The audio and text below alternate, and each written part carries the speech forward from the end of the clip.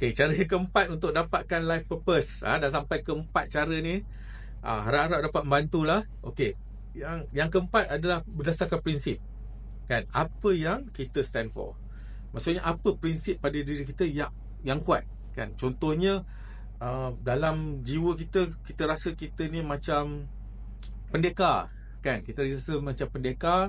Kita takkan kita berdiri di pihak yang benar, dan kita takkan down, kita takkan menyerah kalah, kita akan teruskan berjuang untuk kebenaran.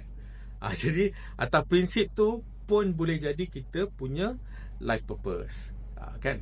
Jadi apa value-value, apa nilai-nilai dalam diri anda yang anda rasa takkan boleh ubah. Kan?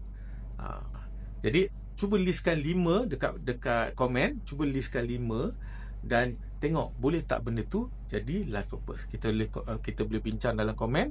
Dan kali ni pendek je video ni sebab memang tu saja. Jadi kalau anda minat konten-konten macam ni, apa lagi, follow lah saya.